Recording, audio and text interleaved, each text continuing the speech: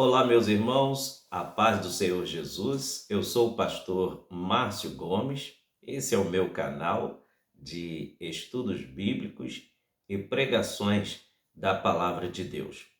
Eu quero agradecer a você por sempre estar nos acompanhando, sempre estar nos assistindo. Meu muito obrigado. Tem chegado até a mim ótimas notícias de onde pessoas têm mandado pelo meu e-mail o que Deus tem feito em suas vidas. Pessoas têm sido edificadas, famílias têm voltado para a casa do Senhor Jesus. Isso é gratificante. É sinal de que está tendo resultado positivo.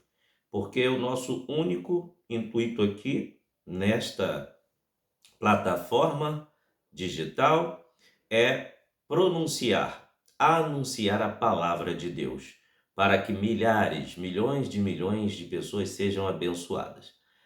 Meus irmãos, eu quero nesta hora fazer um pedido a você que ainda não é inscrito no nosso canal. Se inscreve aí no nosso canal, só tocar no sininho e depois ir lá na parte inscrever-se, tá? No YouTube, tá bom?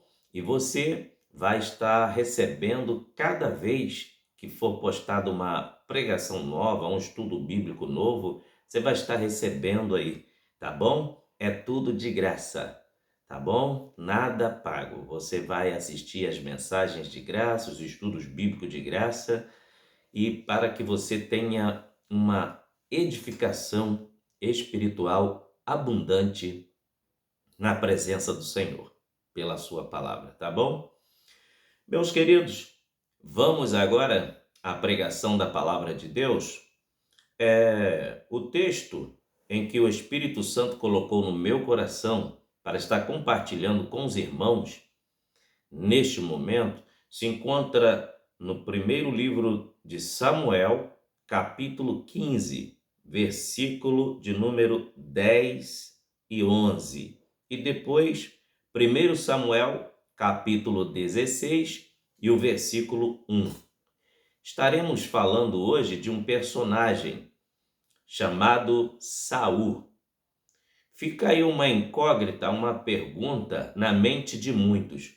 Por que Deus rejeitou Saul? Por que Deus rejeitou Saul? Se você observar o início, da história de Saul, ele tinha tudo para dar certo. Saul, um homem que tinha tudo para dar certo. Começou bem, mas terminou mal. Então vamos aprender com os erros e defeitos de Saul para que nós não caiamos no mesmo laço do diabo, tá bom? Então abra sua Bíblia em 1 Samuel, capítulo 15, versículo 10 e 11. E depois vamos para 1 Samuel, capítulo 16, versículo 1. Diz assim a palavra de Deus. Então veio a palavra do Senhor a Samuel dizendo: Arrependo-me de haver posto Saul como rei, porquanto deixou de me seguir e não executou as minhas palavras. Então Samuel se contristou e toda a noite clamou ao Senhor. Agora, 1 Samuel 16, versículo 1. Então disse o Senhor a Samuel: Até quando terás dó de Saul, havendo-o eu rejeitado, para que não reine sobre Israel? Enche o teu vaso de azeite e vem, enviar-te-ei a Jessé, o belemita, porque dentre os seus filhos me tenho provido de um rei. Amém. Nós vamos aprender nesse estudo bíblico, nessa ministração bíblica, que o primeiro rei instituído por Deus em Israel foi Saul. E nós vamos ver alguns detalhes aqui, biblicamente, como que se deu o chamamento de Saul para ser o primeiro rei em Israel. Haja vista porque antes da monarquia era um governo, teocrático. era o governo sacerdotal. Deus falava diretamente com o sacerdote, né? O sacerdote intercedia pelo povo e Deus lhe respondia por meio dos sacrifícios, por meio do Urim, do Tumim. E Israel era regimentado diretamente por Deus. Quando saía para as guerras, qualquer meio de organização que fosse feita em Israel deveria consultar primeiramente a Deus. Tudo, tudo, tudo. Só que no desenvolver da história aqui, você já vai ficar sabendo que o povo de Israel ficou observando as nações vizinhas e quiseram também ser igual às outras, ter um rei visível, palpável, que os guiasse. E foi então que foi desenvolvendo o desencadear da história. Então vamos aqui. Quais os motivos de escolha da monarquia? Em primeiro lugar, a história do início da monarquia em Israel desenvolveu-se no livro de 1 Samuel. O livro registra que após a morte de Josué, não havia uma liderança nacionalmente reconhecida. Não existia uma pessoa responsável fixa após a morte de Josué. Tanto é que quando nós lemos o livro de Juízes, acaba um período, entra outro como juiz. Acaba outro período, entra outro como juiz, mas não era uma liderança reconhecida nacionalmente, era regional. Em segundo lugar, os juízes revezavam-se em diversas frentes, mas não como um governo administrativo e organizado.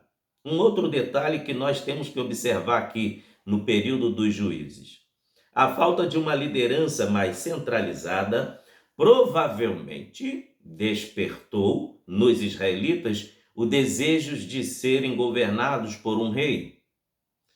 As outras nações tinham reis que provavelmente organizaram administrativamente seus estados.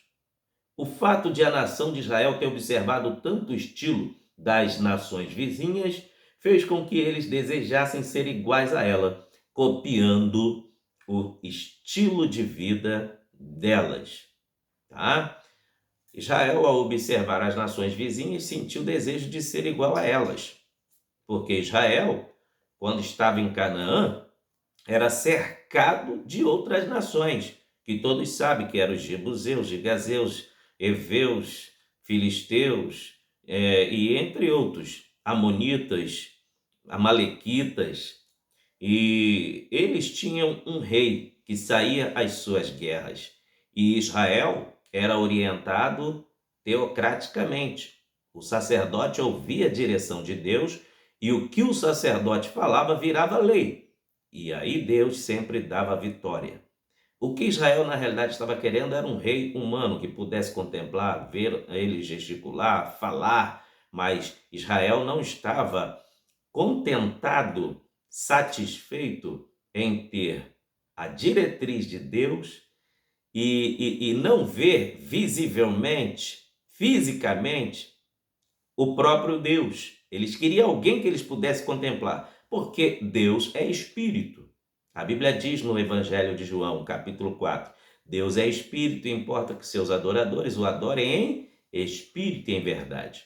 Mas só que esta escolha de Israel não deixou Samuel satisfeito e muito menos Deus. Vamos prosseguir aqui com a explicação da introdução. Surgiu então um motivo de a nação não querer mais um governo teocrático, e sim um governo monárquico, que é, regimentado por uma monarquia, por um rei, por um homem. O fato ocorrido está registrado em 1 Samuel, capítulo 8, versículo 5. Diz assim a parte C. Diz assim: constitui-nos, pois, agora um rei sobre nós, para que ele nos julgue como tem todas as nações. Essa é a parte C, tá? Parte C do capítulo 8 de 1 Samuel e o versículo 5, tá bom? Capítulo 8, versículo 5, parte C, a última parte. Os anciões aqui estavam pedindo a Samuel, o sacerdote, que eles fossem como as demais nações. Vou repetir para você novamente. Olha só. Constitui-nos, pois, agora um rei sobre nós, para que ele nos julgue como os tem todas as nações. Desejo deles. Agora, veja o desenvolver da história. Um dos motivos que levou o povo a não querer o governo da sucessão sacerdotal de Samuel foi outros detalhes que vou passar para você aqui agora. Porque o certo é os filhos do sacerdote, profeta e juiz Samuel darem sequência ao governo teocrático. O certo era os filhos sucederem o pai. Mas só que tem um porém. Há um detalhe na Bíblia Sagrada, aqui no versículo 4 de 1 Samuel capítulo 8, que vai nos desenvolver aqui nesse pensamento, vai se desenvolver aqui também nessa explicação, o porquê que os dois filhos de Samuel não puderam dar sequência ao ministério sacerdotal. Diz assim: então todos os anciãos de Israel se congregaram e vieram a Samuel, a Ramá, e disseram-lhe: eis que já estás velho, e teus filhos não andam pelos teus caminhos. Constitui-nos, pois, agora um rei sobre nós, para que ele nos julgue como tem todas as nações. Aqui está o desenvolvimento de o porquê, né? Aqui está o cerne da explicação do porquê o povo recusou os dois filhos do juiz, profeta e sacerdote Samuel. Em primeiro lugar, os filhos do sacerdote Samuel, que poderiam dar o prosseguimento ao ministério de seu pai, não eram pessoas confiáveis para liderar o povo. Eles se tornaram pessoas que deixaram se corromper. A palavra corrupção, no grego, no Novo Testamento, tem o seu significado como kapeleuo, significa primariamente ser varejista, mascatear, regatear, pechinchar. É um derivado de capelos, varejista, vendedor de vinho ambulante, e em contraste também com uma outra transliteração de palavra, que é emporos, que significa comerciante. Essas palavras aqui nós encontramos somente no Novo Testamento, que explica no grego quais os seus significados e a essência da palavra corrupção, né? Aqui houve duas transliterações para a primeira, né? A última explica que significava um comerciante, pessoa que gostava de obter lucro vil em suas mercadorias adulteradas e falsificadas.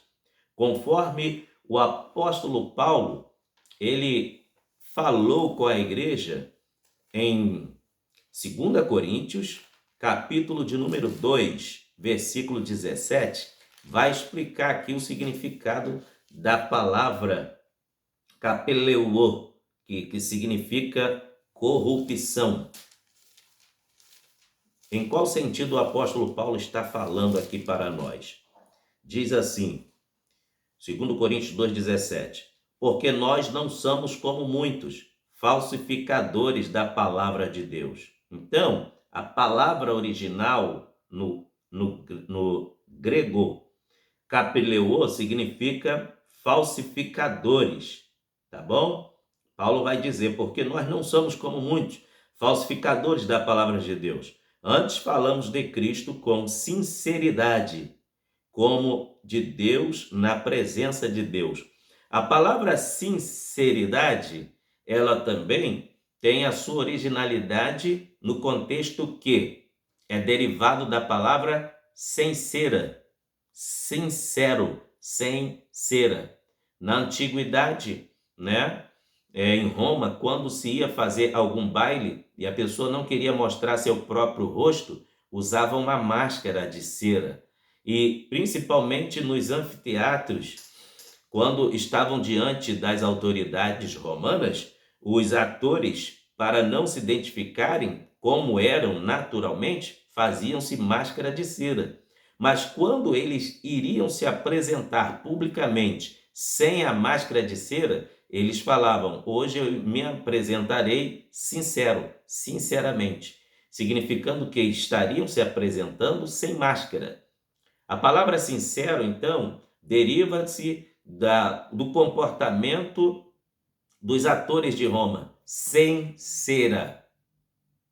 Os filhos do profeta Samuel não eram sinceros, eles usavam uma máscara espiritual, tá? Eles eram corruptos, eles eram como essa explicação aqui, transliterada do grego, palavra corrupção para kapeleuo, né? Eles eram como falsificadores de mercadoria.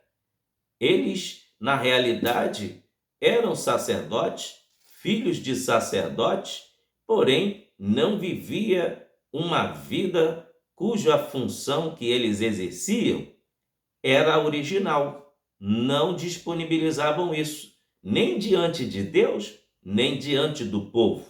Então, o apóstolo Paulo vai falar ainda que a vida de falsidade é um crime.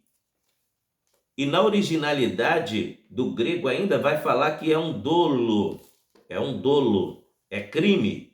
Olha o que diz 2 Coríntios, capítulo 4, versículo 2. Diz assim: antes rejeitamos as coisas que por vergonha se ocultam, não andando com astúcia, nem falsificando a palavra de Deus.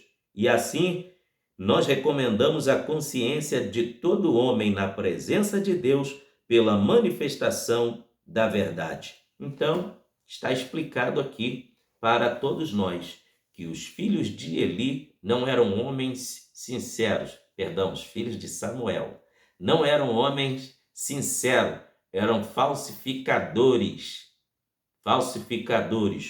corruptos.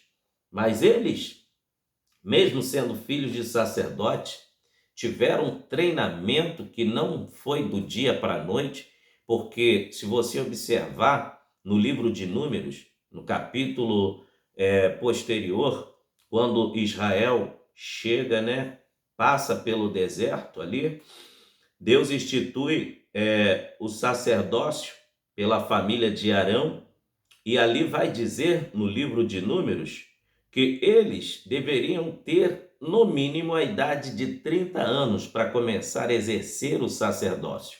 Significava que desde a tenra idade eles já estavam sendo treinados, capacitados para serem sacerdotes.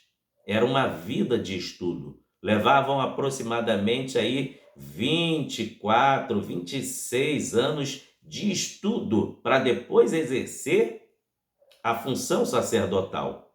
E logo após a formatura, usariam uma éstola sacerdotal, que era peça da roupa sacerdotal que o identificava como homens especiais. A éstola sacerdotal o identificava como homens de Deus. Aquela roupa os identificava que eles não eram homens comuns. Mesmo tendo todos os privilégios de comer do bom e do melhor, viver exclusivamente para Deus, eles não honraram a posição que Deus havia lhes dado, não honraram o fato de terem nascido numa família honrada, sacerdotal. Eles eram filhos de um homem que era a maior autoridade em Israel, depois de Deus. O pai deles, Samuel, acumulou uma tríplice função. Ele era juiz, profeta e sacerdote. Ao ponto de que quando o profeta Samuel chegava em algum lugar, o povo tremia, porque sabia que alguma coisa ia acontecer. Ou iria acontecer sacrifício, né, adoração, ou alguém seria julgado, porque ele era juiz, ou tinha uma palavra profética direta de Deus para ser liberada para alguém. Então o povo tremia. Agora, um dos detalhes que não houve a possibilidade dos filhos de Samuel darem sucessão ao seu pai foi porque eles eram corruptos. Olha o que diz 1 Samuel, capítulo 8, versículo 1 até o versículo 5. Vou ler agora todinho e você vai entender. E sucedeu que, tendo Samuel envelhecido, constituiu a seus filhos por juízes sobre Israel. Vamos dar uma paradinha aqui para eu te explicar o versículo 1. Lembra que eu te falei que os filhos de Samuel vestiam a êstula sacerdotal? Quando eu falei isto, eu não estava trazendo aqui para você um assunto antecipado. Talvez você pergunte-se, será que eles deu tempo de usar? Porque o pastor Márcio leu no versículo 5, a parte C, que o povo, os anciãos, pediram um rei. Mas antes da parte C vem a parte B, que diz que os filhos de Samuel foram rejeitados porque a conduta de vida deles não conferia com a função que eles iriam assumir após a morte do pai. Mas só que o versículo 1 aqui deixa bem claro que Samuel já havia delegado autoridade sobre eles e eles já estavam exercendo o sacerdócio em algumas regiões em Israel. Volto a ler o versículo 1 em diante para você entender. Sucedeu que, tendo Samuel envelhecido, constituiu a seus filhos por juízes sobre Israel. E era o nome de seu filho primogênito, Joel, e o nome do seu segundo, Abias, e foram juízes em Berseba. Porém, seus filhos não andavam pelos caminhos dele, antes se inclinaram à avareza e tomaram presentes e perverteram o juízo. Olha aí a causa do porquê eles foram rejeitados para não assumirem o sacerdócio. Primeiro lugar, não andaram pelos caminhos do pai, não seguiram o exemplo que o pai deixou. E olha que o pai deles deixou um baita de um exemplo. Se tem uma coisa que um pai pode deixar para os seus filhos como maior legado, maior bem, é exemplo. Exemplo e exemplo. E Samuel deixou um estilo de vida, né, impecável. Tanto é que quando ele faz o seu próprio censo diante do povo, ele dá ali as declarações, ele pergunta e desafia a nação inteira. Qual dia que ele desapontou alguém, qual dia que ele furtou algo de alguém, não houve quem apontasse um dedo contra Samuel. Não houve. Então, os filhos de Samuel preferiram um estilo de vida diferente do pai. Se inclinaram à avareza. A avareza aqui está envolvida a luxúria, está envolvido a imoralidade da prostituição. A avareza aqui está envolvido tudo que é contrário à palavra de Deus. E ainda diz que eles perverteram o juízo. Veja que mesmo eles, sendo criados com todo carinho, o pai teve um grande esmero para escolher os seus nomes. Quando nós lemos aqui em 1 Crônicas, capítulo 6, versículo 28, o primogênito de Samuel se chamou Joel, né? Aqui em 1 Samuel, capítulo 8, 2. Mas em 1 Crônicas 6, 28, é chamado de Vasni, que tem o mesmo significado do nome Joel, que significa o Senhor é Deus. O segundo filho do profeta Samuel chamava-se Abias, né? Está registrado em 1 Samuel, capítulo 8, versículo 2. E também em 1 Crônicas, capítulo 6, versículo 28. Abias, que significa o Senhor é Pai. Então, com o estilo de vida do filho primogênito, porque o nome dele significava o Senhor é Deus, ele deveria viver uma vida que indicasse que ele servia ao um único Deus que é verdadeiro, Criador de todas as coisas, dos céus e da terra. E também deveria viver prestando-lhe continências, adorações constantes, reconhecendo que o Senhor é Deus. O estilo de vida do filho primogênito e o estilo de vida do filho que não era primogênito, era o segundo filho, que o seu significado significava o Senhor é Pai. A palavra pai tem uma tríplice função: provedor, amor e protetor. Essa é a função do pai. Ele provê, ele ama e ele protege.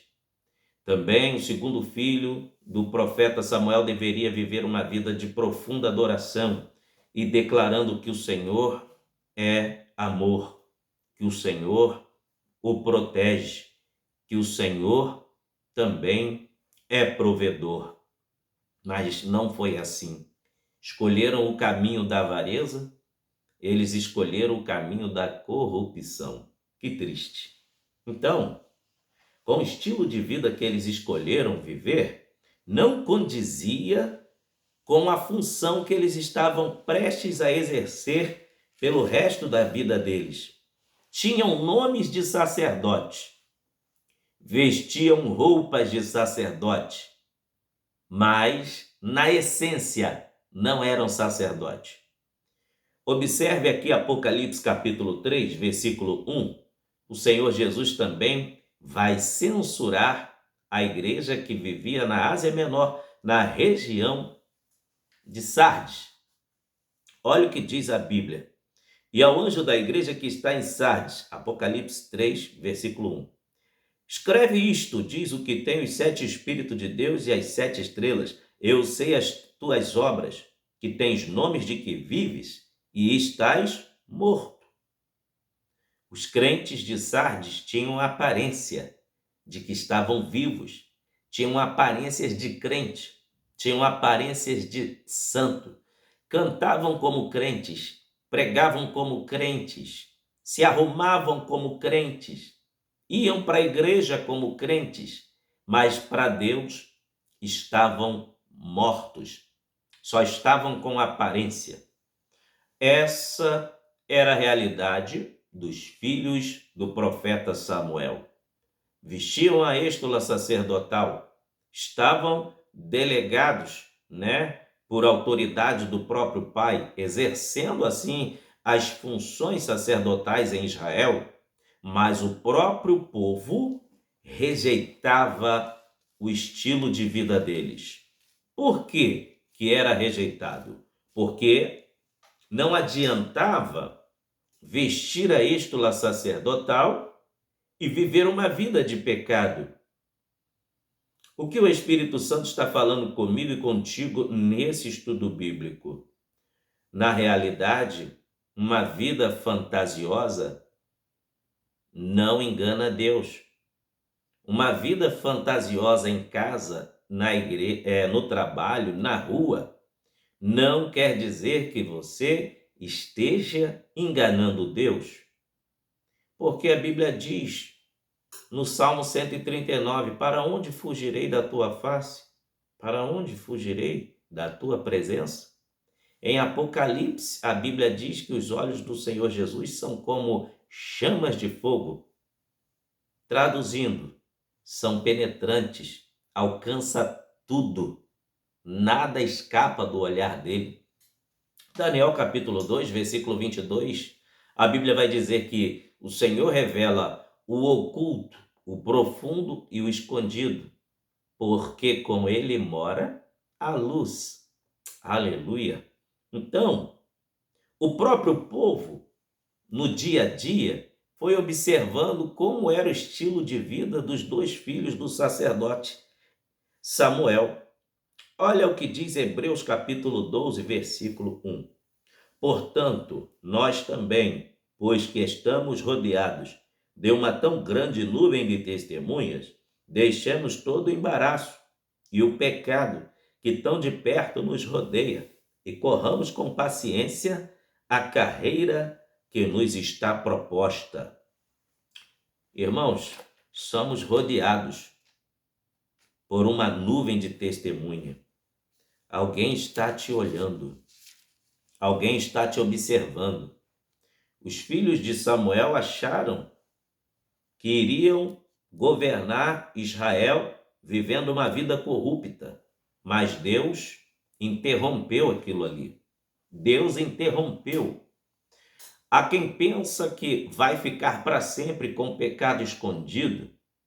Há quem pensa que vai tentar enganar a esposa ou o marido para sempre. Está enganado.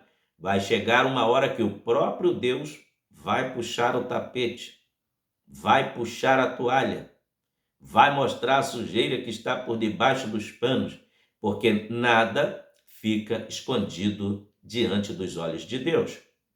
E outro detalhe, há quem acha que pode enganar o seu pastor, há quem acha que pode enganar o seu pai, sua mãe, seu irmão, sua irmã. Não vai enganar.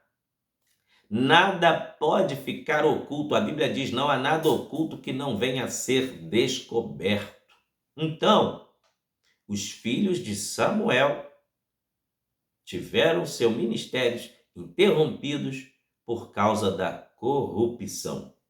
Foi aí então, depois de lhe explicar isto, eu estou agora falando para você que Deus escolhe Saul para ser o primeiro rei em Israel. Mas, pastor Márcio, foi necessário falar isso tudo? Sim, para que você entendesse o porquê Deus escolheu Saul para ser o primeiro rei em Israel. Agora também tem alguns detalhes da vida de Saul que nós vamos extrair algumas lições aqui, mesmo que foram negativos, mas nós vamos extrair como lições espirituais para a nossa vida espiritual. Há quem diga que Saul foi escolhido por causa do povo. O povo escolheu Saul porque era alto, porque era bonito, mas vamos olhar à luz da Bíblia que foi o próprio Deus que escolheu Saul. Não foi uma escolha equivocada do povo. Haja vista que, sendo Deus escolhendo Saul, ele teve uma chance de ouro de ser o maior rei em Israel. Sendo o primeiro, ele poderia ter deixado um legado para que sucessivamente os que viessem após ele seguissem o seu exemplo e o seu estilo de vida. Mas não foi bem assim, infelizmente. Vamos aqui no desenrolar da história com a Bíblia. Olha só o que diz a Bíblia.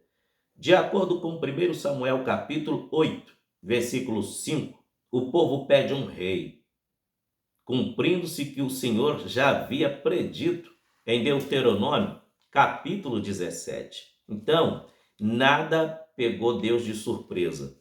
Se você acha que quando o povo pediu um rei, através dos anciãos, pediu a Samuel, acharam que pegaram Deus de surpresa? Não, o próprio Deus já havia previsto isso, que um dia, o governo teocrático ia se interromper e que iria se iniciar o período monárquico em Israel.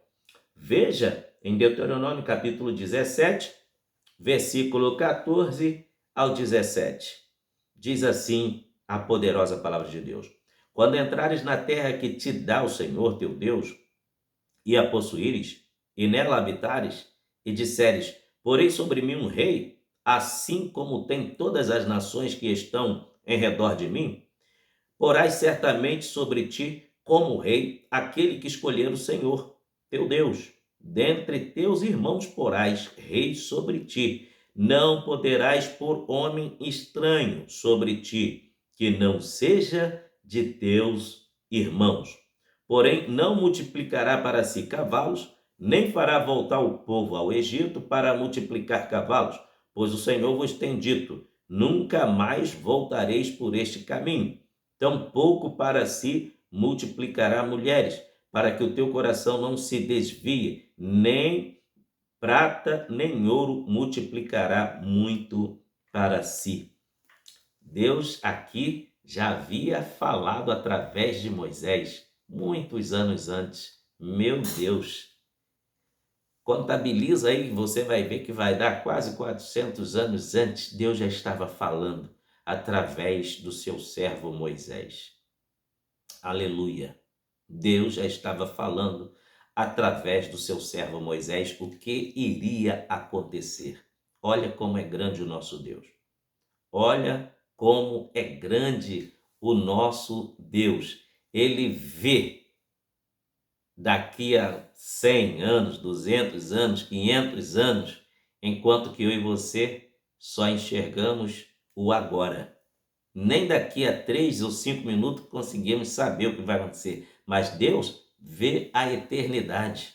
O nosso Deus é tremendo. Ele é poderoso. Ele é grande. Aleluia. Louvado seja o seu nome. Então, nós aprendemos aqui que Deus já sabia, não foi pego de surpresa.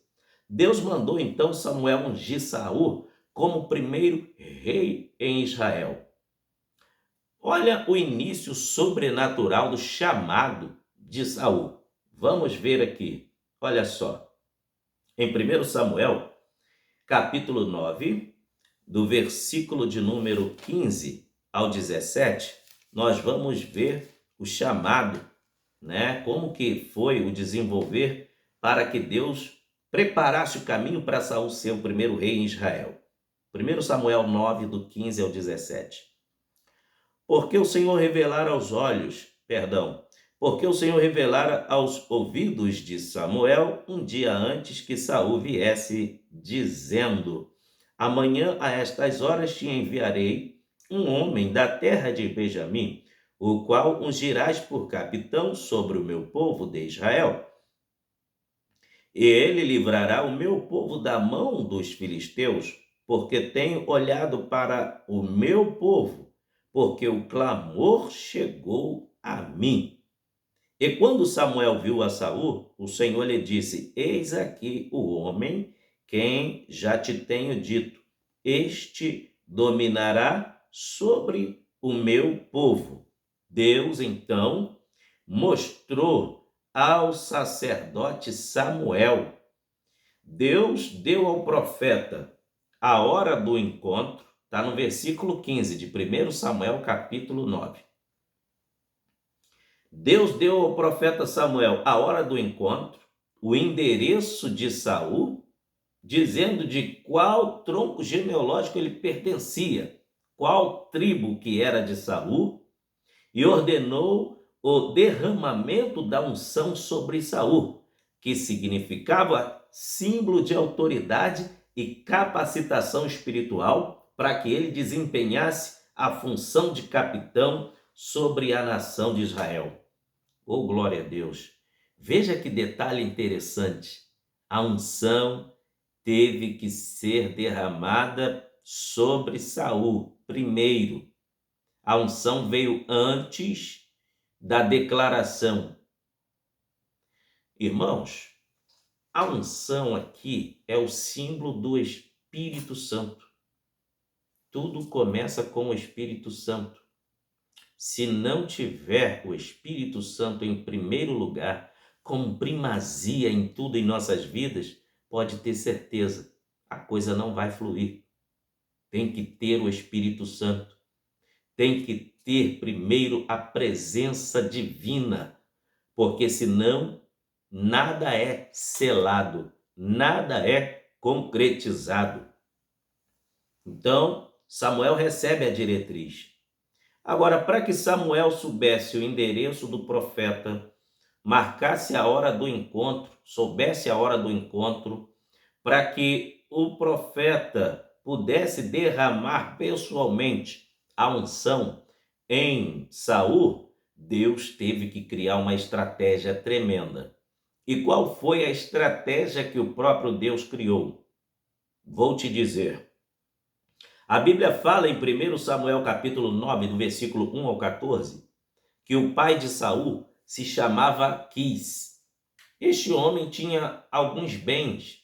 Dentre os bens que ele possuía, ele tinha uma junta de jumentas, ele tinha algumas jumentas, e ser dono de jumentas naquela época significava um poder aquisitivo monetário bom, porque uma jumenta na época do pai de Saul era equivalente ao valor de um carro popular, 0 quilômetro.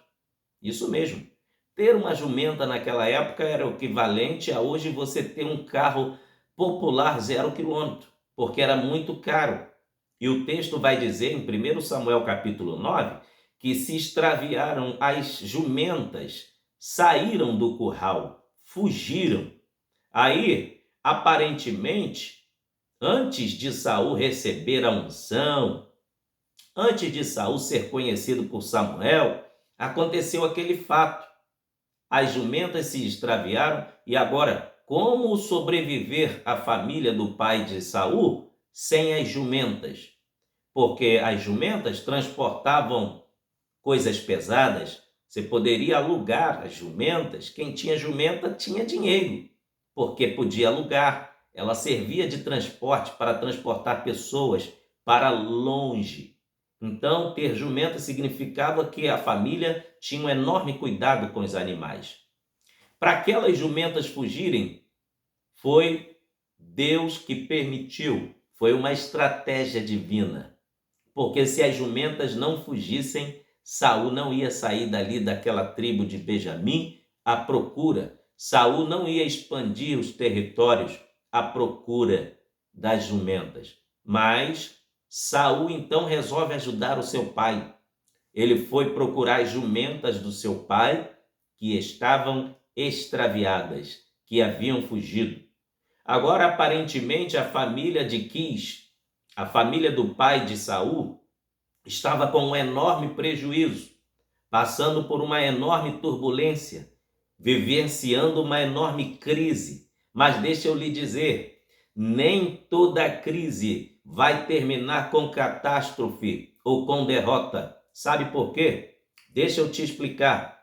O profeta Samuel recebeu de Deus, aleluia, a palavra de que no outro dia, no horário marcado por Deus, um jovem com o porte físico de Saul, com a aparência de Saul, com o endereço de Saul, ia se apresentar a ele. Mas para Samuel sair de casa e caminhar quilômetros e quilômetros e quilômetros até chegar na casa do juiz de Israel, alguma coisa deveria ter acontecido. Porque se a vida de Saul tivesse normal, as jumentas estivessem no curral, Saul não precisaria ter saído de casa. Então, o fato das jumentas terem sumido foi providência de Deus, para que Saul, no horário de Deus, encontrasse com o sacerdote, juiz e profeta Samuel. Deixa eu dizer algo para você aqui agora, porque eu estou tomado da presença de Deus. E eu quero declarar na tua vida, essa perda aparente não é para sua derrota, é porque está vindo algo bom da parte de Deus para a tua vida. Tem coisa nova chegando, tem coisa boa chegando, tem algo acontecendo no mundo espiritual que Deus liberou de grande, de grande. E o nome do Senhor será muito, muito, muito, muito, muito glorificado na tua vida, na tua família, na tua casa, na tua igreja, na tua rua, no teu bairro, no teu país, onde você mora, por onde você passar. Tem algo grande de Deus chegando para acontecer na tua vida. Aleluia! Saul, então, vai procurar as jumentas do seu pai. Foi a maneira de Deus ter, usado para acontecer aquele encontro. Samuel não conhecia Saul, mas Deus falou com ele: vou trazer até você. Vou trazer até você quem será o próximo rei em Israel. Eu, o Senhor, vou trazer até você. Então, essa palavra que muitos usam dizendo aí, que o povo escolheu Saul pela aparência, Deus escolheu o primeiro rei em Israel. Estou te falando à luz da Bíblia. Deus escolheu o primeiro rei em Israel. Agora, outra coisa que eu quero trazer para você, um detalhe interessante. Em Zacarias capítulo 4, versículo 10, tem uma pergunta. Porque quem despreza o dia das pequenas coisas? Foi exatamente no dia em que Saul ajudou o pai dele a procurar as jumentas perdidas que Deus proporcionou o encontro dele com o profeta. Talvez Deus pede para você fazer algo que parece que é pequeno.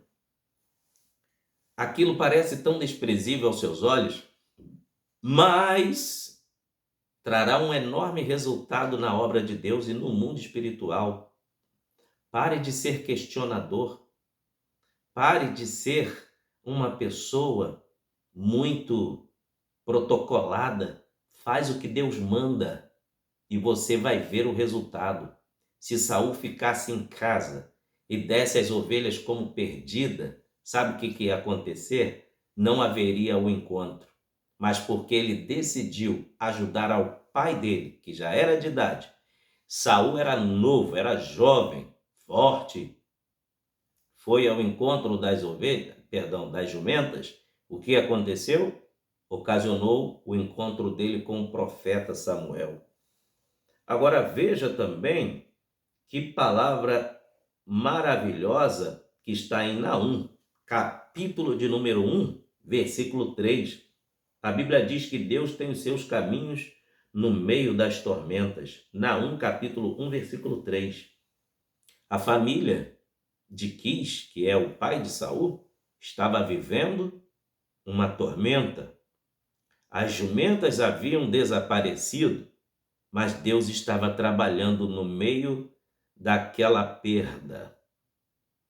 Conforme eu lhe disse, nem toda perda é para derrota, nem toda perda é para desgraça. Tem perda que é para vitória, tem perda que é para o agir de Deus. E exatamente com você que estou falando nesta hora, eu não sei o que você perdeu. Aparentemente está doendo muito no momento, mas Deus vai transformar esse choro em riso. Deus vai transformar essas lágrimas em gozo na alma. Creia no que eu estou falando aqui profeticamente em nome de Jesus. Deus vai transformar essa tristeza em gozo na alma.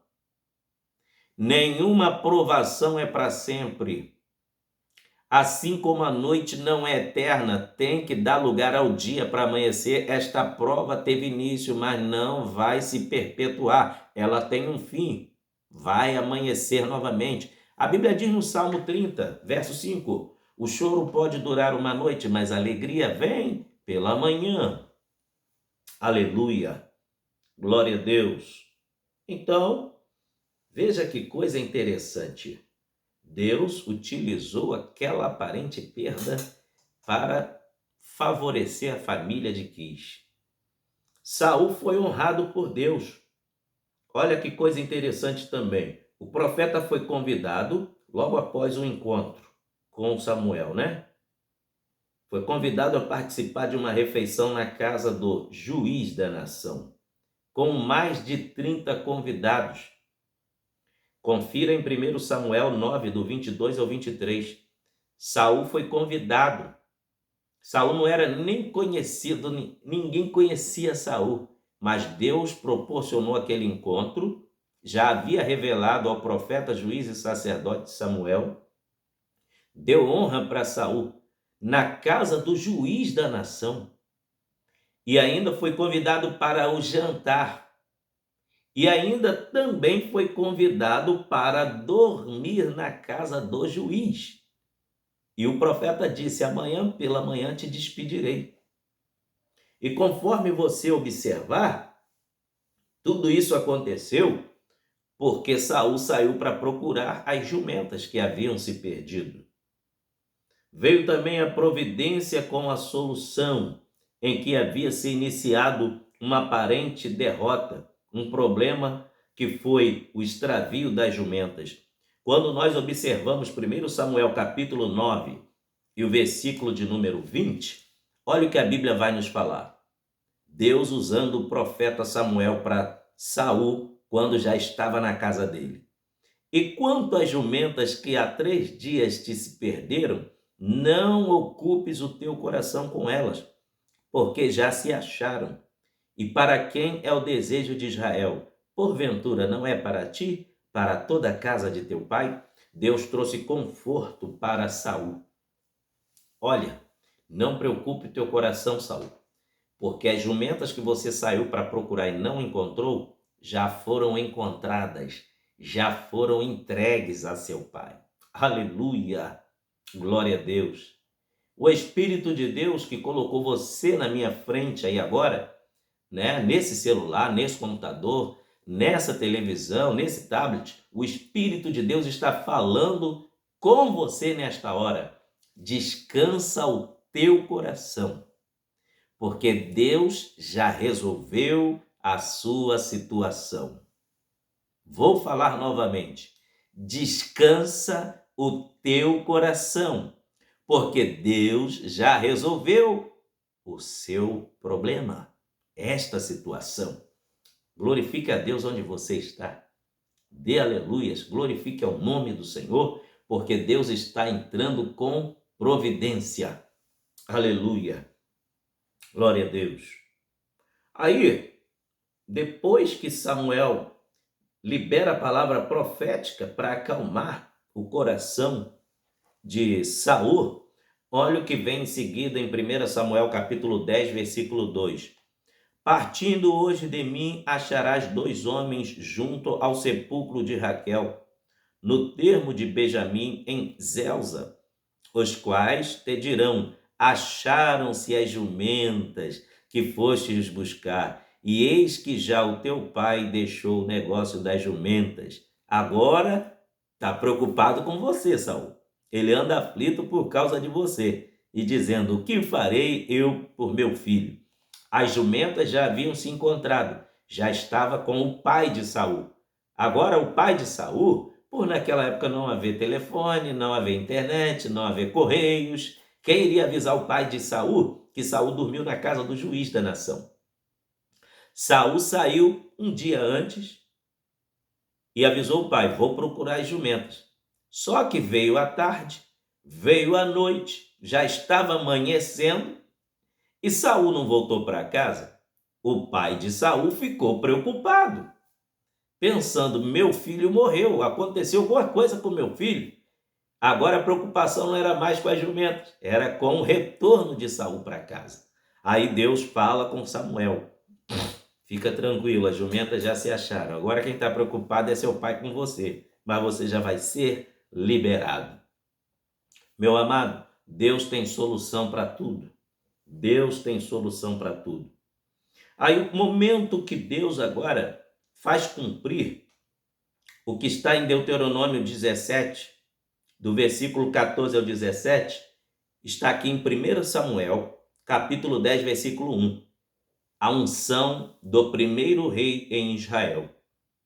Olha só, então tomou Samuel um vaso de azeite e o derramou sobre a cabeça, e o beijou e disse: porventura te não tem ungido o Senhor por capitão sobre a tua herdade?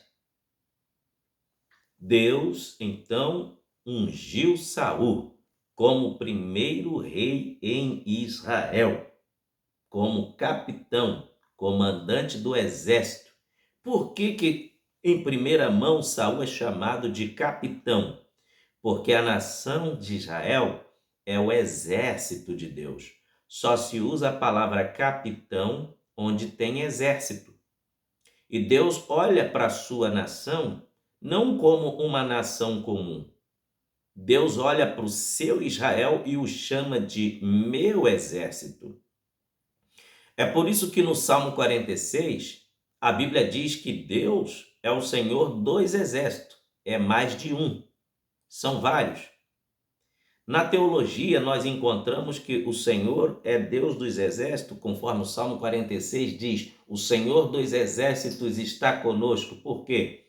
Qual é o primeiro exército que é listado na Bíblia como exército de Deus?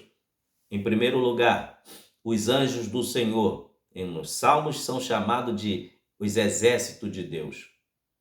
Segundo lugar, quem são os exércitos de Deus?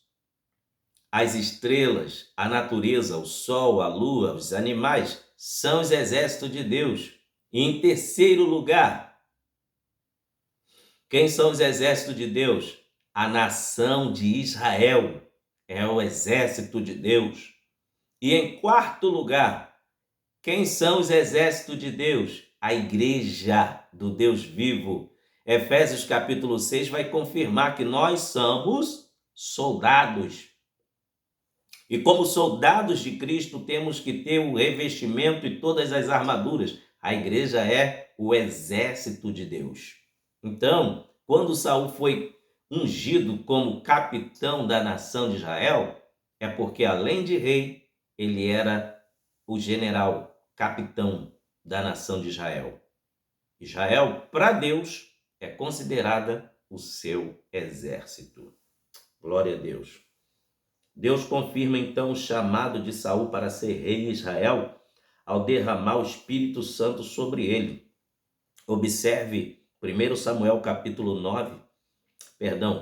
10, do versículo 9 ao 11, diz assim: Sucedeu, pois, que, virando ele as costas para partir de Samuel, Deus lhe mudou o coração em outro. E todos aqueles sinais aconteceram aquele mesmo dia. Chegando ele ao outeiro, eis que um rancho de profetas lhe saiu ao encontro, e o Espírito de Deus se apoderou dele e profetizou no meio deles. E aconteceu que, como todos os que dantes o conheciam, viram, e eis que com os profetas profetizavam. Então disse o povo, cada qual o seu companheiro: que é o que sucedeu ao filho de Quis? Está também Saul entre os profetas? Por que houve aquela pergunta? É porque o Espírito de Deus veio sobre Saul. Saul era um homem tímido, conforme a biografia bíblica, nos informa, a biografia de Saul, ele era tímido. E quando o Espírito de Deus veio sobre ele, ele perdeu a timidez, ao ponto de que quem o conhecia teve que fazer a pergunta: esse aí não é o filho de Quis? Por que ele está assim, profetizando, saltando, bailando, dançando na presença de Deus? Quando a unção de Deus desce, quando a unção de Deus vem sobre o salvo, ele perde a timidez. Ele tem prazer em adorar. Ele tem prazer em fazer a obra de Deus. Ele tem prazer em profetizar sem timidez. Ele tem prazer em se aplicar à obra do Senhor. Aleluia! E foi o que aconteceu com Saul. Ele recebeu a unção do Espírito Santo. E quando a pessoa recebe a unção do Espírito Santo, ela é transformada de dentro para fora. Isso mesmo. Olha o que aconteceu, o que a Bíblia diz. Versículo 9. Sucedeu que, virando ele as costas para partir de Saul, Deus lhe mudou o coração em outro. Deus transforma o interior do homem para derramar o Espírito Santo. Há uma transformação. Deus transformou o coração de Saul. Ele foi revestido com a capacitação do Espírito Santo. Então, vamos para mais outro detalhe. Saul era um homem de aparência. Sabia que Saul era um homem de aparência? Vamos conferir na Bíblia Sagrada, 1 Samuel capítulo 9, versículo 2. Este tinha um filho, está falando do pai de Saul, que era Quis, cujo nome era Saul, jovem tão belo, que entre os filhos de Israel não havia outro homem mais belo do que ele. Desde os ombros para cima sobressaía a todo o povo. Saul era o homem mais alto de Israel. Dentre todos, quem tinha o peito mais largo, o ombro mais largo e era mais alto, os braços mais fortes, era Saul, tinha aparência. Agora vamos para 1 Samuel, capítulo 10, versículo 23, vai dar outro detalhe da aparência de Saul. 1 Samuel 10, 23. E correram, e o tomaram dali, e pôs-se no meio do povo, e era mais alto do que todo o povo, desde o ombro para cima. Não existia homem maior do que Saul em Israel, em estatura física. A Bíblia diz que ele era o mais alto. E quando Saul foi aclamado rei em Israel, o povo gostou. Aparentemente, o início de Saul se mostrava um homem muito tímido também. Tanto é que quando chega a hora da apresentação de Saul para o povo, né? Samuel quer apresentar Saul para o povo. Você vai ver esse episódio em 1 Samuel, capítulo 10, do versículo 20 ao 24. Saul se escondeu. Foram procurar Saul para apresentar ao povo. Cadê Saul? Saul se escondeu. E chegou a hora de Samuel apresentar a liderança de Israel, a liderança dos anciãos que caminhavam com o sacerdote Samuel.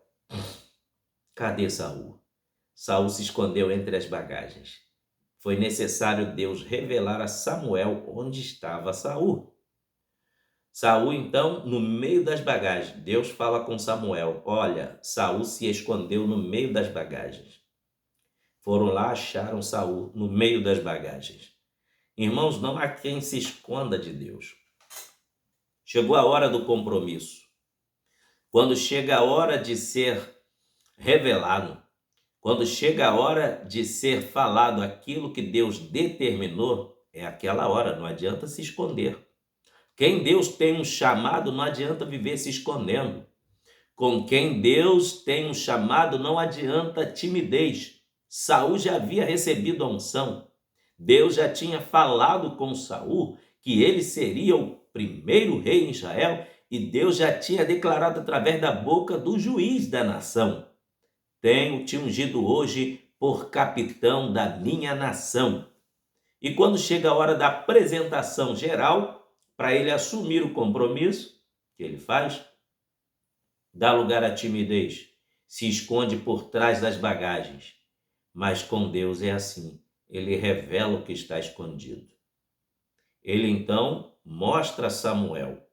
Saul teve que sair do meio das bagagens e se apresentar diante do público e foi aclamado rei em Israel. Foi declarado. Eu quero falar em nome do Senhor Jesus para você que está me assistindo. Não adianta se esconder. Quando chegar a hora de se apresentar, a timidez não vai ser o impedimento. A sua origem, do seu tronco genealógico, não vai ser impedimento.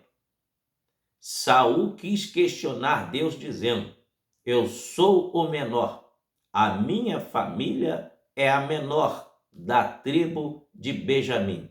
E a tribo a qual eu pertenço em Israel também não é quase conhecida, é a menor, é a de Benjamim. Talvez você que esteja me assistindo esteja pensando: como que Deus tem algo comigo?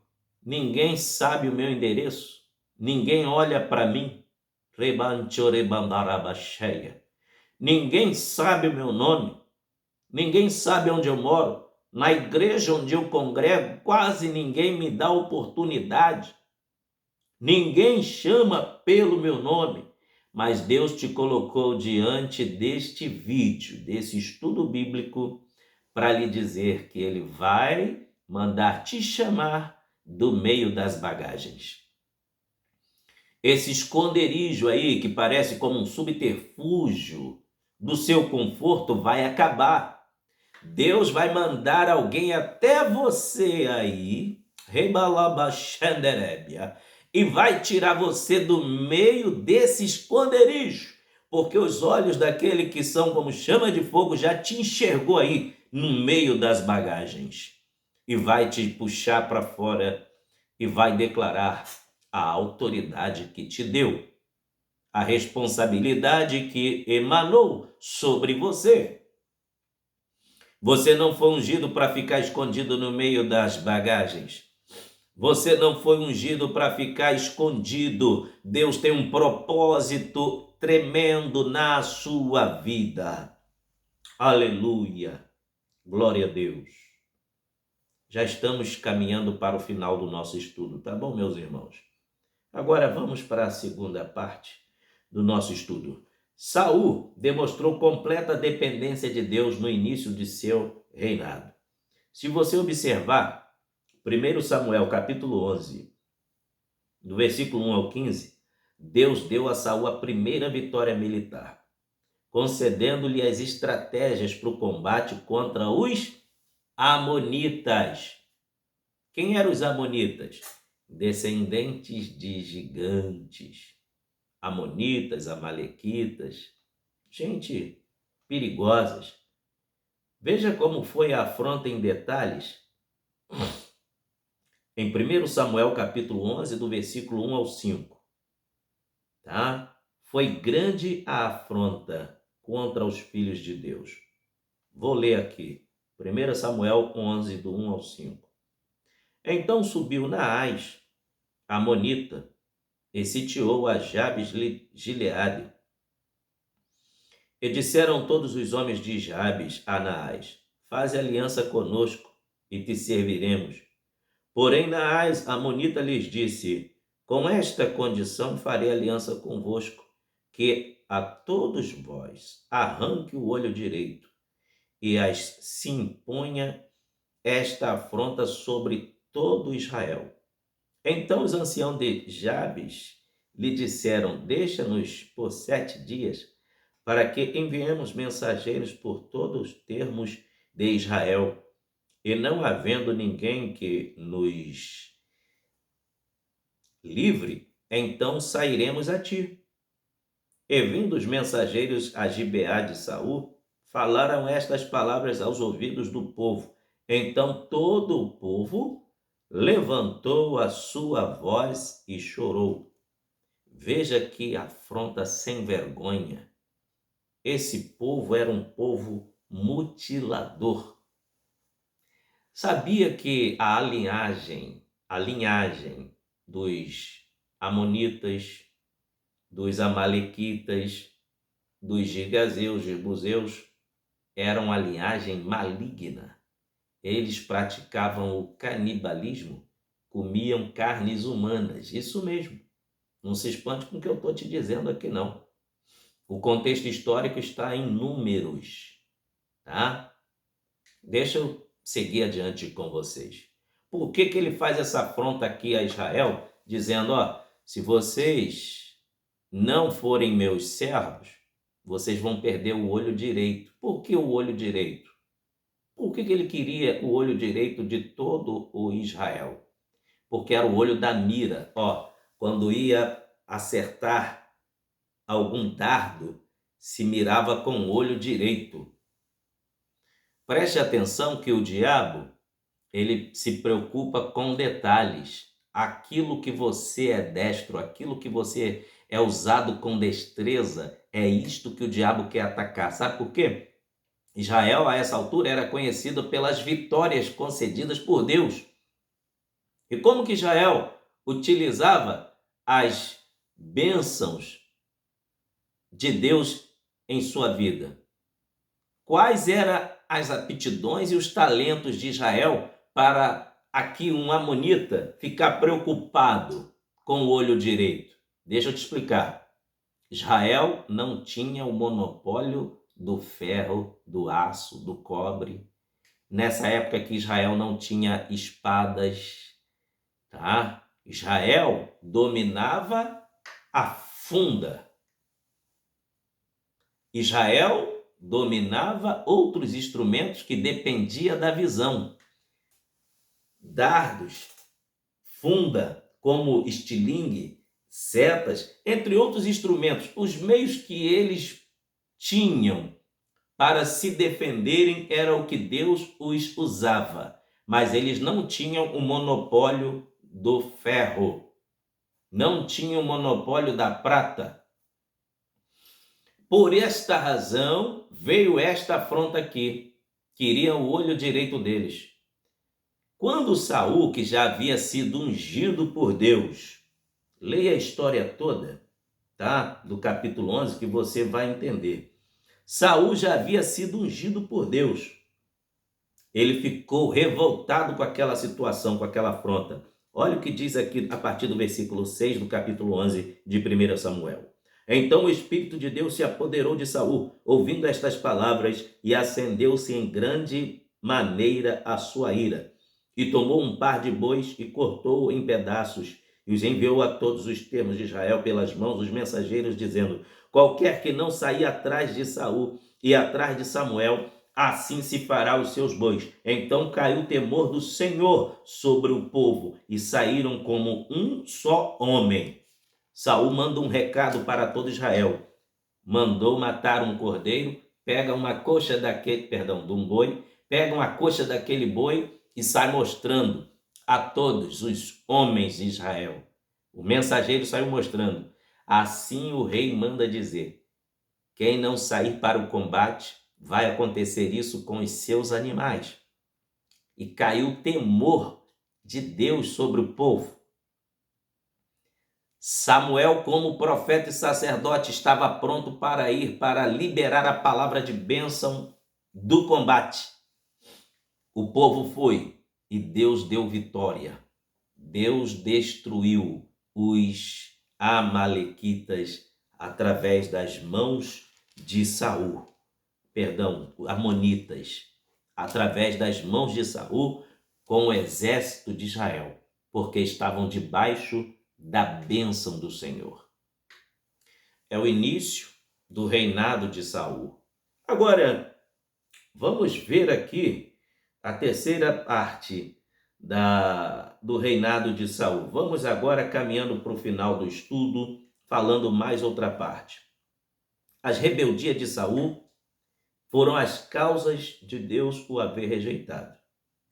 Saul, passando um certo período que já estava governando a nação de Israel, ele se achou muito autoconfiante, entrou a soberba no coração, começou a se sentir que não precisava consultar mais a Deus, não ouvia mais o profeta Samuel, não queria mais consultar o Torá divino, começou a agir por conta própria. Aí a coisa começou a desandar.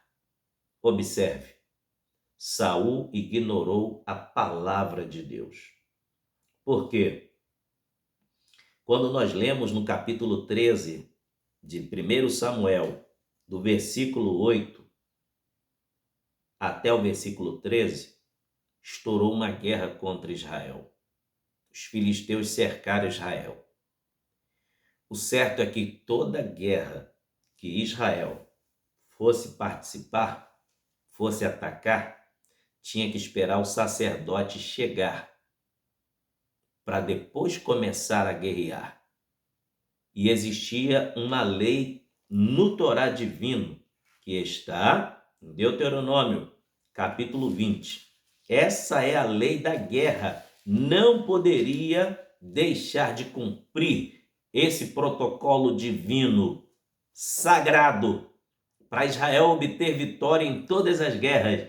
Deveria cumprir com esta ordem divina. Vou ler para você o que está em Deuteronômio, capítulo 20, versículo 1 ao 4. Quando saíres à peleja contra teus inimigos e vires cavalos e carros, e povo maior em número do que tu, deles não terás temor, pois o Senhor teu Deus que te tirou da terra do Egito está contigo. E será que quando vos chegares à peleja, o sacerdote se adiantará e falará ao povo, e dir-lhe-á: ouve, ó Israel, hoje vos achegais à peleja contra vossos inimigos. Que se não amoleça o vosso coração, não temais, nem tremais, nem vos aterrorizeis diante deles, pois o Senhor vosso Deus é o que vai convosco a pelejar contra os vossos inimigos para salvar-vos. Esta era a bênção sacerdotal da guerra. Sabe o que Saul fez? Saul ignorou esta bênção aqui. Quando você observa 1 Samuel capítulo 13, do versículo 8, os filisteus começaram a se reunir para guerrear contra Israel e cercaram todo o território que Israel estava. E os filisteus eram maior em números na ocasião do que Israel. E a provocação foi tanta que alguns de Israel começaram a fugir pelas montanhas. Saul começou a ficar desesperado, mas o sacerdote já sabia daquele ataque iminente dos filisteus e já estava a caminho.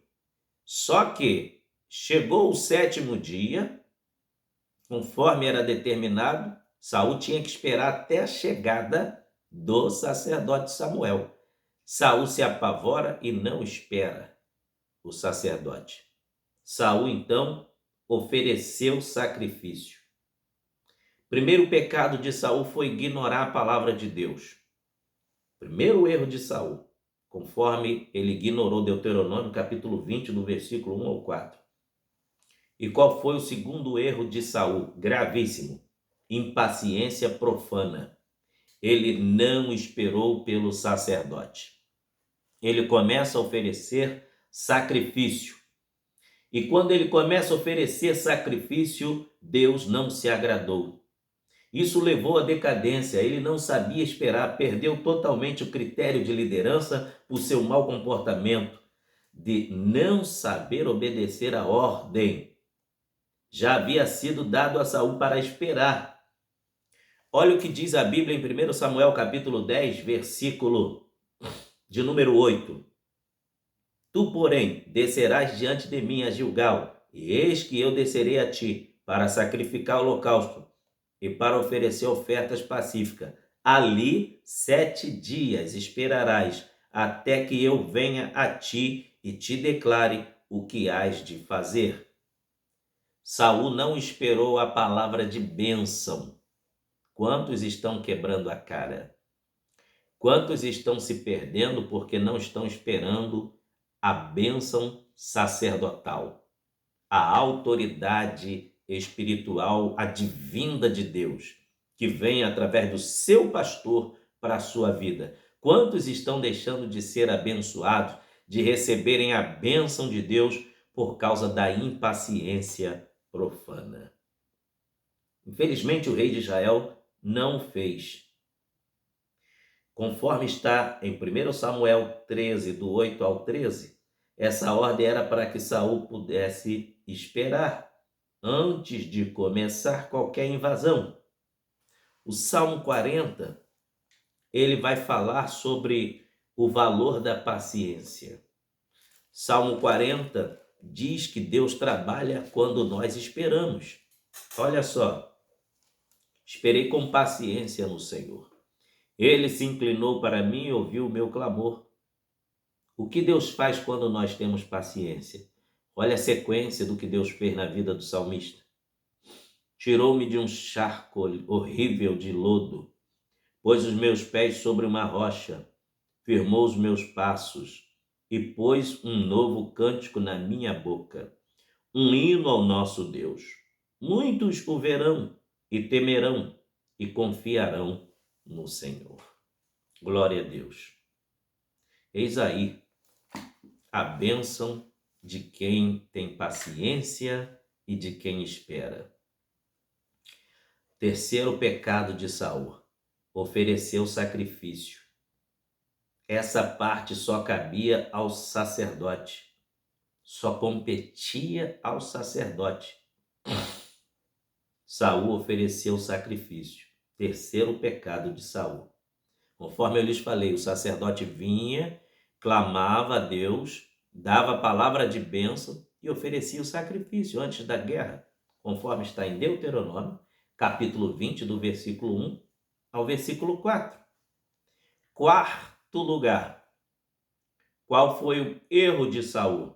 Não reconheceu o seu lugar. Isso mesmo. A Bíblia Sagrada nos informa que na casa de Deus, todos nós temos os nossos devidos lugares. Olha o que Paulo escreveu em 1 Coríntios capítulo 7, versículo 24. Cada um fique na vocação em que foi chamado. Meu irmão, não adianta eu querer exercer o que Deus te chamou para fazer. O que Deus chamou você para fazer é você que vai fazer e não vai ser outro. E o que Deus me chamou para fazer, eu que tenho que fazer e não vai ser outro no meu lugar. Ou eu obedeço àquele que é meu rei, que é meu senhor, ou eu vou entrar no rol dos desobedientes e vou pagar o preço. Porque na obra de Deus não existe insubstituível. Não existe. Se eu quiser fazer biquinho doce e disser que não vou fazer, Deus já salva outro e põe no lugar. Que é o caso aqui de Saul. Deus deu todas as oportunidades, chances para Saul ser uma bênção. Deus contribuiu. Deus chamou Saul. Mas só que depois ele deixou eu entrar na vida dele e começou a desandar. Ao ponto de Deus o rejeitá-lo e mandar o profeta ungir outro no lugar de Saul, que foi Davi. Está em 1 Samuel, capítulo 16, versículo 1. Então não pense você que você é insubstituível, que não é não. Se você não quiser, Deus vai salvar outro e trazer e colocar no seu lugar e fazer o que você não estava fazendo. E vai fazer melhor do que você, com mais excelência. Porque na presença de Deus não existe grande nem pequeno. Ele usa quem quer, conforme ele quer. Saul estava se achando. Sabe o que ele fez? Não reconheceu o seu lugar. Mas conforme ele já lhes disse em 1 Coríntios 7, 24, cada um fique na vocação em que foi chamado. E em 1 Coríntios capítulo 12, do versículo 7 ao 11, a Bíblia também nos informa que o Espírito Santo usa cada um como quer. Não pense você que esse dom que está sobre ti é por sua competência e é porque você sabe, porque você é bom. Não, nada disso. É o Espírito Santo que dá o dom a cada um de acordo com a capacitação que ele coloca na pessoa. Vou explicar para você. 1 Coríntios capítulo 12, versículo 7 ao 11. Nunca bata no seu peito dizendo, eu faço, sou eu que arrebento, eu que consigo. Se não for o Espírito Santo, você e eu não fazemos nada. Meus queridos, não passamos de pó. A Bíblia diz em Gênesis que Deus fez o homem do pó da terra. Não passamos de pó. Pode ser pastor, pode ser pregador, pode ser cantor, pode ser o que for. Você não passa de pó. Eu não passo de pó. Sou apenas um vaso nas mãos do Senhor. Você é apenas um vaso nas mãos do Senhor, mas não passa de pó. Olha o que a Bíblia diz em 1 Coríntios capítulo 12, versículo 7. Mas a manifestação do Espírito é dada a cada um para o que for útil. Porque a um pelo Espírito é dada a palavra da sabedoria, e a outro pelo Espírito, mesmo Espírito, e a outro pelo mesmo Espírito a palavra da ciência, e a outro pelo mesmo Espírito a fé, e a outro pelo mesmo Espírito os dons de curar, e a outro a operação de maravilhas, e a outro a profecia, e a outro o dom de discernir os espíritos, e a outro a variedade de línguas, e a outro a interpretação das línguas. Mas um só é o mesmo Espírito, opera todas essas coisas, repartindo particularmente a cada um como quer. Amém. Glória a Deus. Veja que é o Espírito Santo que faz tudo na vida do homem. A Bíblia nos informa em 2 Crônicas, capítulo 26, do versículo 13 ao 21, que o rei Uzias já havia sido totalmente abençoado por Deus. Ele estava vivendo um momento de êxtase maravilhoso na presença de Deus, prosperando abundantemente. O momento que era para ele glorificar a Deus, ele exaltou o seu coração. Confira, em 2 Crônicas 26, do 16 ao 21, ele estava em abundância de prosperidade, em êxtase de prosperidade. Ao invés de glorificar a Deus, ele não se humilhou. Ele então entra dentro do santuário e quer oferecer sacrifício. Aí veio o sacerdote, após ele disse: isso não compete você fazer, Uzias. Ele se revoltou contra o sacerdote. Daqui a pouco entrou mais 85 sacerdotes atrás dele e disseram: não compete ao senhor fazer isto. O seu lugar é no trono, você é rei. Aqui não, aqui somos nós. O sacerdócio é conosco. Ele resistiu todos eles. Sabe o que aconteceu? Na mesma hora, a Bíblia diz que saiu a lepra na testa. E ele teve que se adiantar e sair do santuário. E como o diagnóstico de lepra competia aos sacerdotes, na mesma hora os sacerdotes o encaminharam para o arraial dos leprosos.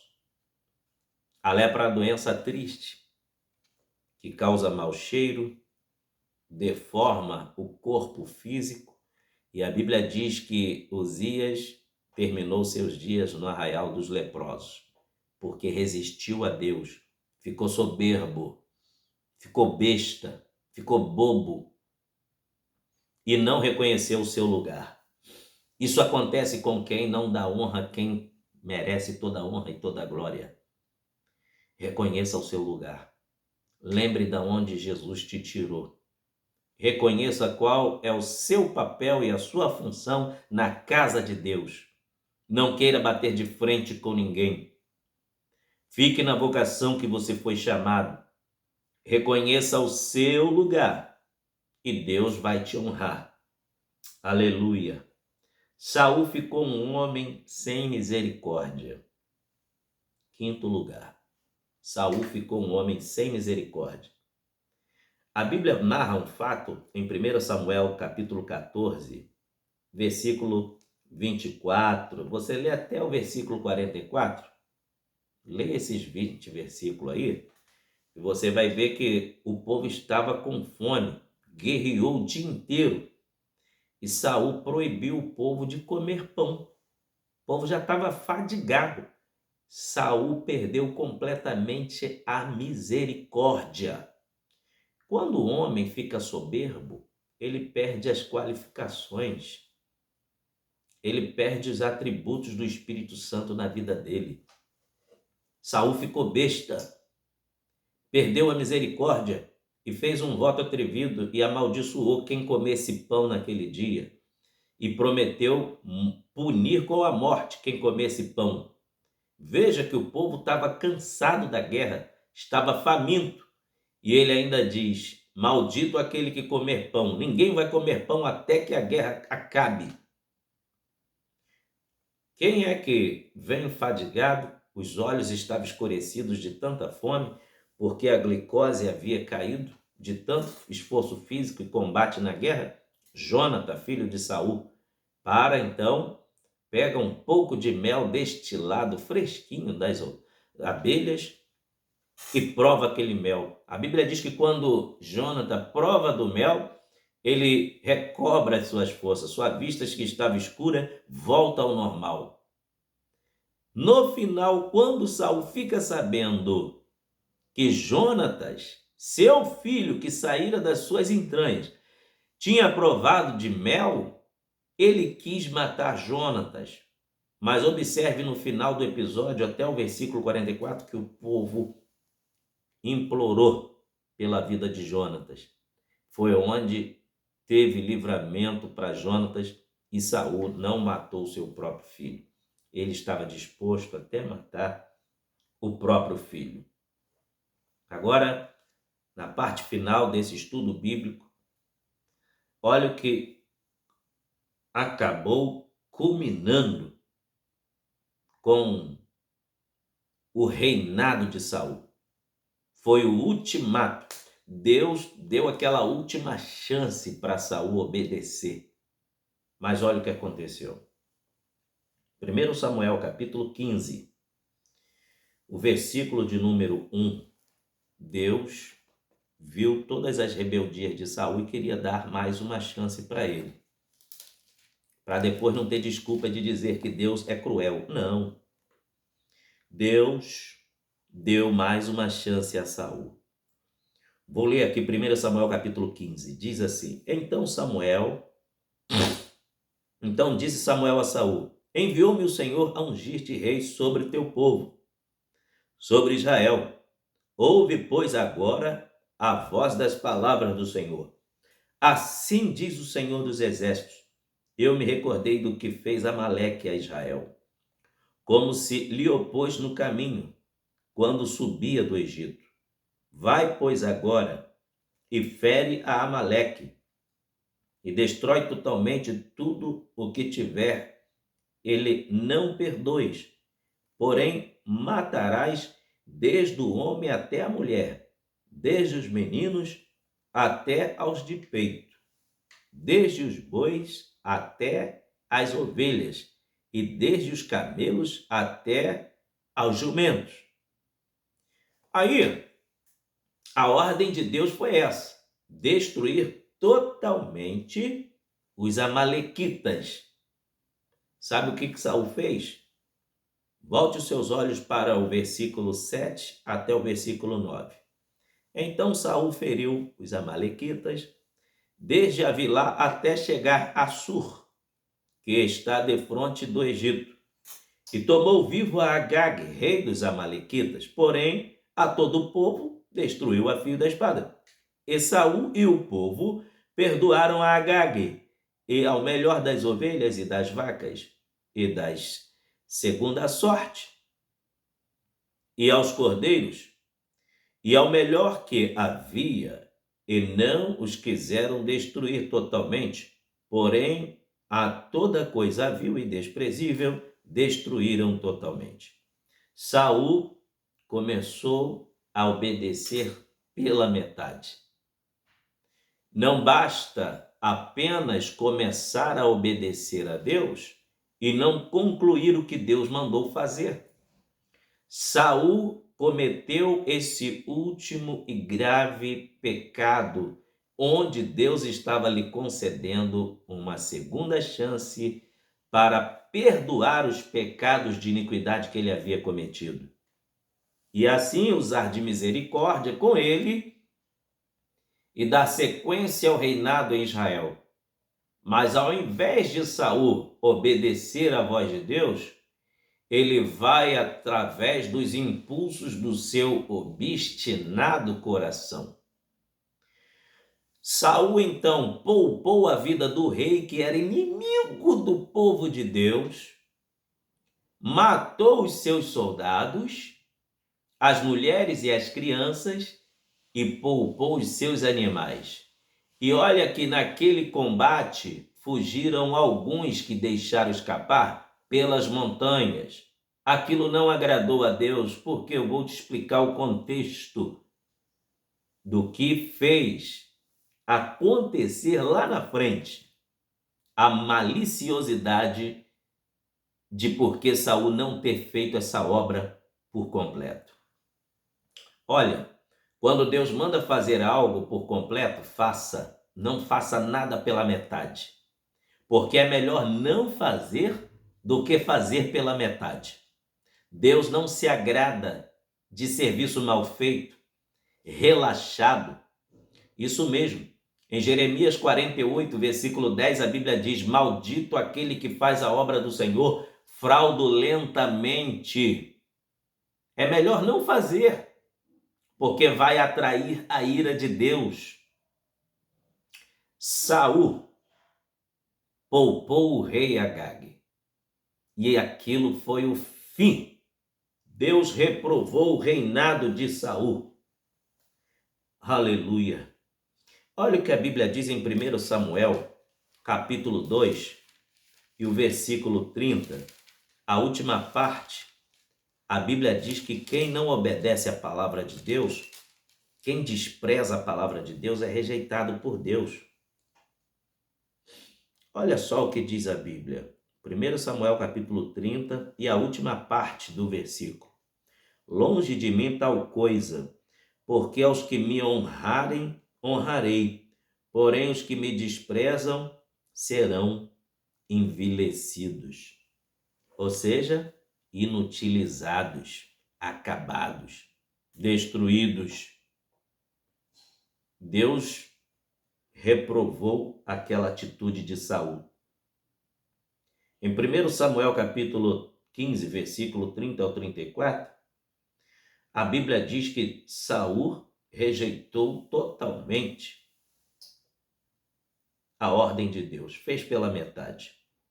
Por não haver mais espaço para Deus em sua vida, Saul não ouvia as ordens divinas, rejeitava a palavra do Senhor, não executava as ordens que vinham através do profeta Samuel para ele executar. A Bíblia nos diz que Deus honra ao que honra a sua palavra e que aos que desprezam a sua palavra serão envelhecidos e inutilizados. Esta palavra foi dita aos filhos do sacerdote Eli. Sabe qual foi o desfecho dessa rebeldia de Saul?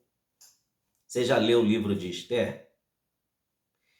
Isso passaram-se cinco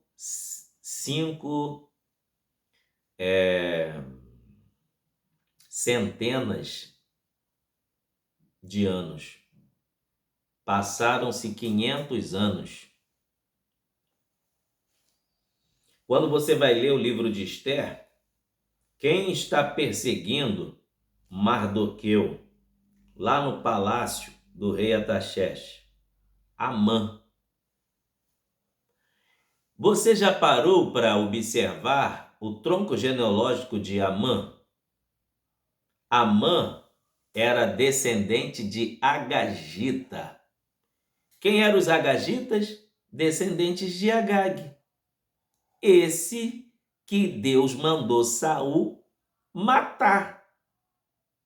Só que os que fugiram pelas montanhas foram gerando filhos e filhos e filhos e se procriaram em outra região, que chegou até a descendência de Amã, que tinha o mesmo DNA do rei Agag, que Deus mandou exterminar todos ali. Só que Saul fez pela metade, ao problema aí 500 anos depois.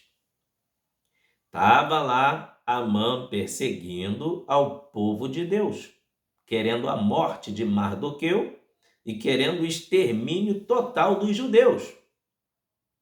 Se não fosse a misericórdia de Deus e o jejum da rainha Esté com o povo de Israel, a nação de Israel teria sido exterminada. O povo judeu não existiria, não ficaria um para contar a história. Está entendendo como é sério quando Deus ordena fazermos a sua obra e fazermos por completo? Você que me assistiu do início até o final, talvez pense, meu Deus, que estudo bíblico grande. Pois é. Eu estou ministrando com maior alegria e prazer do meu coração esse estudo, sabe por quê? Foi ordem de Deus, dado o início ao fim, e eu estou obedecendo. Naquele grande dia, tenho certeza que receberei o meu galardão das mãos do Senhor, porque Deus está falando não com um, não com 100, Deus está falando com milhares. E naquele grande dia receberei a minha coroa, que me dará Deus, aleluia, porque estou obedecendo a voz de Deus. Esse estudo bíblico aqui eu sei que está sendo para edificar vidas, levantar os caídos, renovar aqueles que estão fracos, que haja batismo com o Espírito Santo, cura divina, salvação de almas. Glória a Deus, aleluia. Haja vista que se eu estivesse ministrando em um púlpito na igreja, não gastaria esse tempo que estou usando aqui, falando com você. Seria aí o mínimo 40 minutos.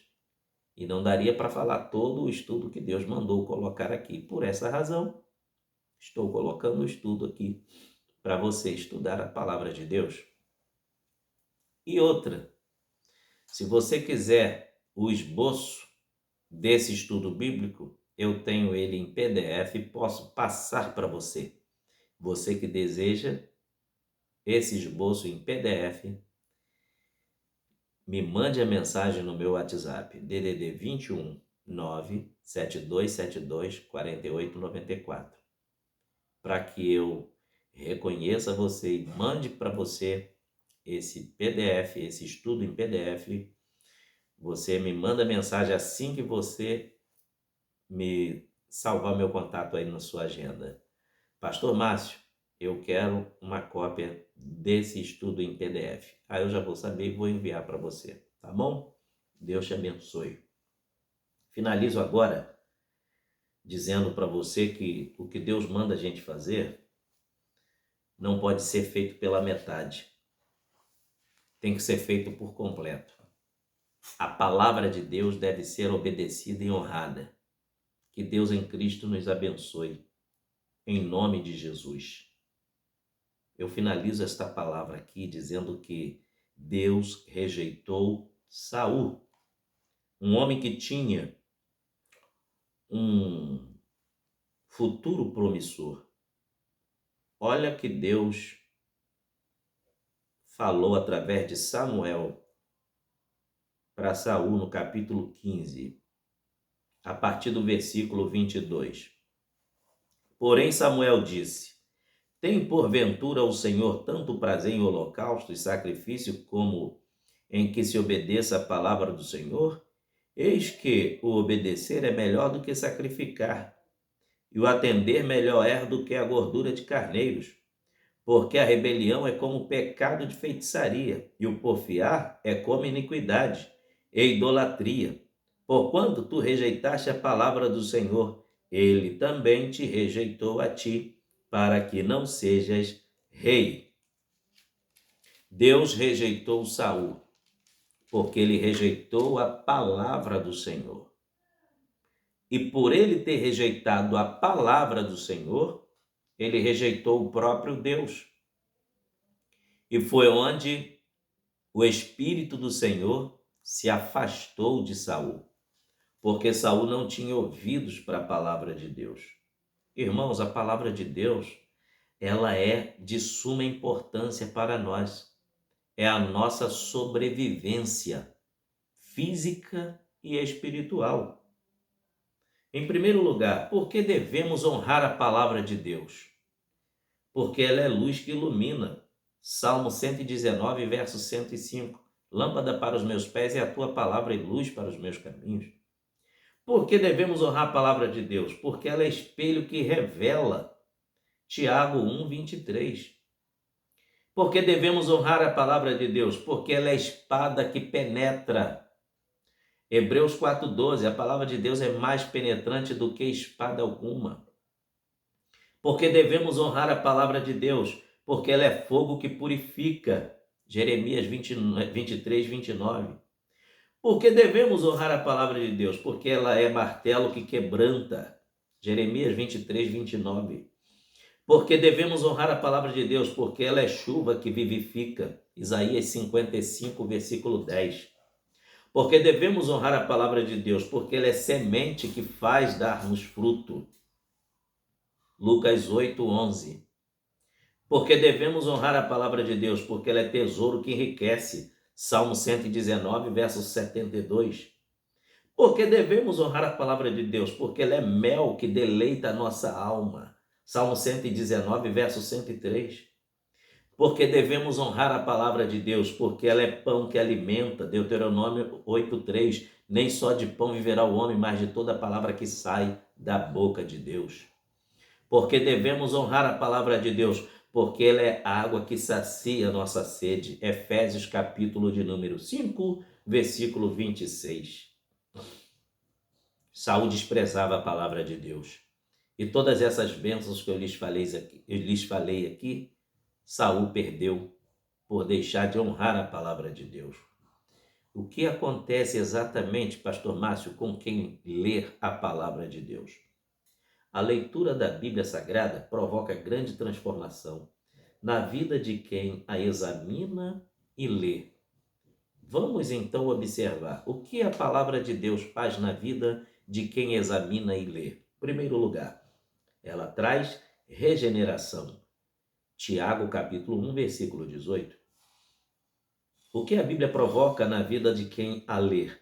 Ela traz vida. Salmo 119, verso 50. O que a Bíblia faz na vida de quem lê? Ela ilumina. Salmo 119, verso 130. Ela purifica. Salmo 119, versículo 9. A Bíblia dá sabedoria. Salmo 119, versículo 98. A Bíblia santifica quem a lê. João capítulo 17, versículo 17. A Bíblia produz fé na vida de quem também lê. João 20, versículo 31. A Bíblia limpa o coração do leitor enquanto está sendo examinada, enquanto está sendo estudada. Ela limpa o coração. João capítulo 15, versículo 3, a Bíblia diz: vós já estáis limpo pela palavra que vos tenho dito. Efésios 5, 26 também. A Bíblia endireita os caminhos de quem lê e examina. Salmo 119, verso 104. A Bíblia desvia-nos dos caminhos perigosos. Salmo 119, verso 101. A Bíblia edifica a nossa fé. Atos 20, 32. A Bíblia admoesta. Salmo 18, versículo 12. A Bíblia conforta. Salmo 118, verso 9. A Bíblia livra-nos do pecado. Salmo 118, versículo 9. O nosso coração é transformado em um tesouro para guardá-la. Salmo 119 e o versículo 11. Deus seja louvado e glorificado em nome de Jesus nas vossas vidas. Feche os seus olhos que eu quero orar por você. Senhor nosso Deus e bendito Pai, em nome de Jesus, eu quero orar agradecendo a Ti pela honrosa oportunidade que o Senhor me concedeu de estar ministrando esse estudo bíblico para o Teu povo. Conceda-lhes a Tua graça, o Teu amor, a Tua bênção, a Tua misericórdia. Em nome de Jesus. Que o Senhor te abençoe e te guarde, faça resplandecer o seu rosto sobre ti, o Senhor tenha misericórdia de ti, o Senhor sobre ti levante o seu rosto e te dê a paz. Amém. Deus te abençoe.